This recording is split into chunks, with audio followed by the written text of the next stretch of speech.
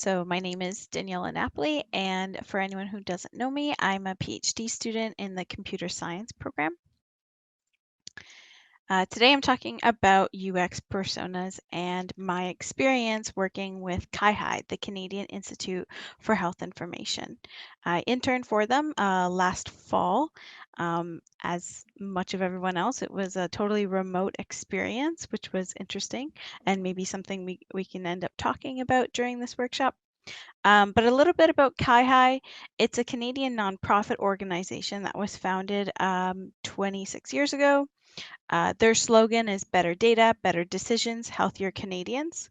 So what they do is they actually aggregate and disseminate health-related information from service providers and then sending it back to health service providers. The idea is that they want to take all of the data about Canadians and their health, repackage it so that it's something that is useful for healthcare providers.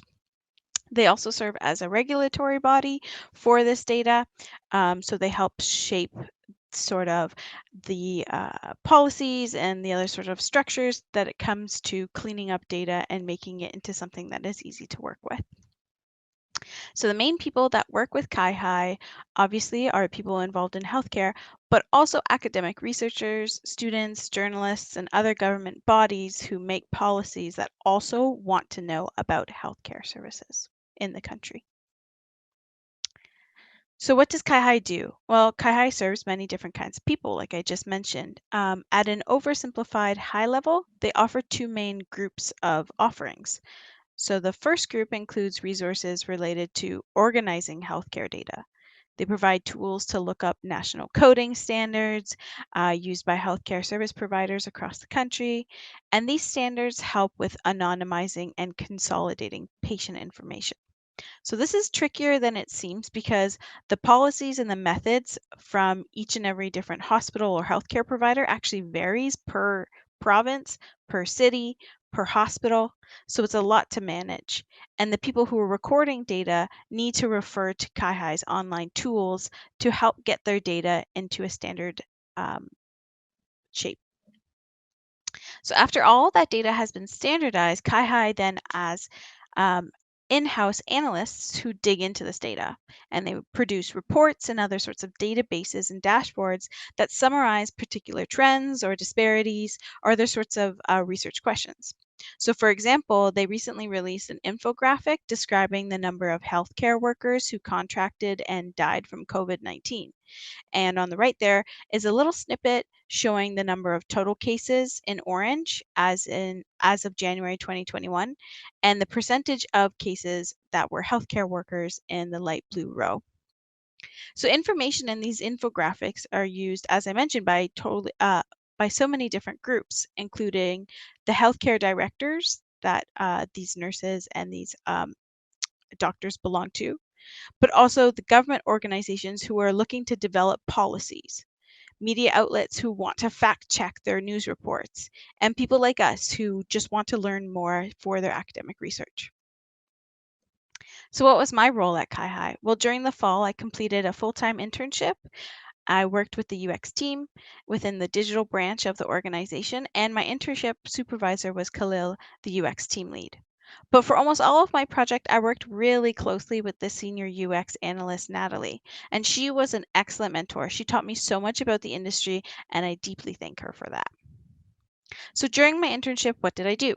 I was given a lot of opportunities to work on projects that actually impacted the organization, and that was great. I got to sit down with user data. I got to find ways to automate the UX team's processes. I facilitated ideation sessions to loop in non-UX teams into our initiatives. I interviewed users, I made journey maps, I conducted literature reviews, competitor analyses, and we also spent a lot of time creating UX personas. And this is why I want to focus on that project for today's talk. So really quickly, personas are descriptions of a user group or a user archetype, and they detail attitudes, motivations, goals, and pain points. And when you pair a persona with a scenario, it can be super useful for identifying user requirements. It provides context for design decisions, and it can also inspire research goals. Most of all, I think that they're really helpful for building empathy for a user group. And this empathy building aspect is especially useful for a multidisciplinary team that includes UX but also has a wide variety of responsibilities and priorities, like software design or business goals. Um, Personas can help everyone stay focused on users' needs. So how were the personas used? Well, as I mentioned, at a high level, CIHI collects healthcare data, analyzes it, and then produces reports.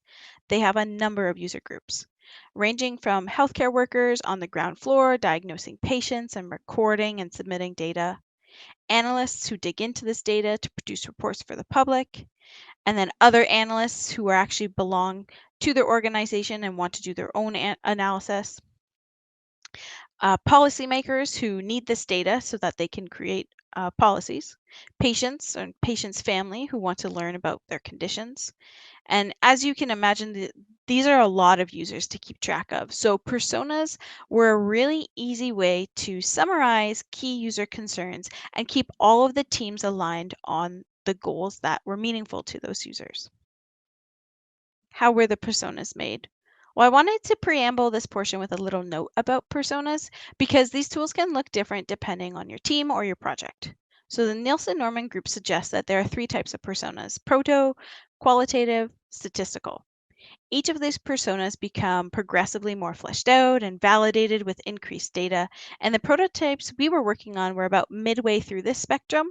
So the UX team shaped their personas with research from interviews and usability tests and log data, and the personas were robust. The ultimate goal was to eventually create statistical personas that would be informed by data from larger groups of people, larger surveys, and could be validated. What was our process like? Well, here's an illustration. As you can see, it was a really iterative process. So the personas were first made based in research that happened before I joined the team. And then my first job was to go back, review, analyze, and connect a bunch of different previous studies to identify areas of improvement for the personas. And I created a version 2. And once that version 2 was made, we shared it with the other teams in CIHI who used personas. And they cross-referenced their research to find areas to improve on the second version. And then we integrated that feedback to make a third version. Then we brought this third version to real users and asked them if the persona accurately reflected their lived experiences. And that was a fun conversation to have because people sat down and said, yes, this is related, and no, I don't know where that came from. So it was really interesting. And looping in users, you would imagine that at this point, we've at the third iteration that we'd have everything that we needed, but looping in users is always helpful no matter what stage you're on. Finally, we integrated that user feedback to make a fourth version. And we gave that fourth version to UX designers so that they could sit down and see if they had the if it if and had the opportunity to use those personas and see if it met all of the requirements that they needed to design things. The idea is that the personas are not done and that they will continue to improve even after I'm gone. Now, why are personas important? Well, I've kind of mentioned this before, but the question is, why spend so much time and effort to make these things? For Natalie and I, who worked on UX analysis projects, these personas provided us with confident knowledge to base our research and our suggestions to designers and other teams. And the UX designers also appreciated having accurate insight so that they could defend their design decisions when they had to go to other teams with proposals. The personas were also used by the other teams, which I'll talk more about later. My 3 lessons learned from interning at CIHI. For some of you, personas are very familiar. And like you, personas were not new to me when I first joined CIHI. I learned about them through the HCI courses, previous internships, and I even teach them to undergraduate students when I TA. But with CIHI's UX team, I thought about personas in a totally different way that I had not considered before. First, I mentioned that personas can be very robust. A key lesson I learned while working on personas with CIHI is not to be afraid to throw away the persona templates you think that you should use. Instead, change your persona to better suit your needs. For example, on the left here, this resembles a typical persona template. It has a large portrait of a user, it has their name, their job, some biographical information about their hobbies and their personal life. It has pictures to represent their likes and their behaviors. And this template is really similar to the first iteration of our persona. But as our research went on, we realized that for our strategy based goals, like planning for an entirely new product, this kind of persona wasn't really helpful. Our personas needed to evolve to something more like on the right hand side. So, right off the bat, you'll notice there's less room for biographical information. It doesn't matter how a person looks or what brands they like or what their hobbies are. Instead, we needed to make our personas more focused on the goals within the context of our new project and focus on the relationships that they had with all of the different stakeholders in CIHI's economy. We made more room to talk about what the person does with our current products and what they wish they could do when things would be changing. We found this template helped us better capture our data driven approach and the trends that we found in our analytical log data. I learned that what changing persona typically I learned that changing personas what they typically look like can be necessary, especially when you have quantifiable characteristics and they are becoming important to justify decisions, which could be expensive or time consuming. So my second lesson learned um, is about the relationships between personas. So before working with CIHI, when making personas, I would hyper focus on a user type that I was currently working on. And this really helps to flesh out the nuances of a particular archetype, but it can also be pretty short sighted. So while working at CIHI, our senior UX analyst, Natalie, developed a persona framework. And this framework reflected CIHI's entire audience system. It articulated the interdependent relationships between each of the personas. And this framework allowed us to identify interrelated processes and shared pain points. A framework like this helped to contextualize a single persona and extend its utility. So, for example, when we took time to understand the relationship between a healthcare practitioner and a data analyst, when we conducted research for one of these personas, we would inadvertently uncover opportunities or pain points for another set of users. We could better understand why a practitioner had hard time recording data when we could better understand why an analyst had missing data during their tests. So, through my work at CIHI, I learned that yes, personas are useful, but they can be even more useful when you weave them together with other personas and understand sorry, my the captions are covering my notes and understand the context of how users experiences interact with each other. So the third lesson I learned is that when you have a robust set of personas and clearly articulated relationships between the user groups, more than the UX team can benefit. And this was worth it for us because it helped us to significantly streamline collaboration among all of the teams involved in modifying current systems and proposing designs for new systems. For example, the analytics team could link their logged in user data with personas that we had created and could better understand the trends that they saw. Also, the CIHI's education department is responsible for teaching healthcare practitioners how to work with some of the standards and coding rules that CIHI comes up with. And they found the personas really helpful for shaping their course content and targeting specific groups that might be struggling with sharing data. So some of these key lessons help explain why personas can be important to a UX team and more.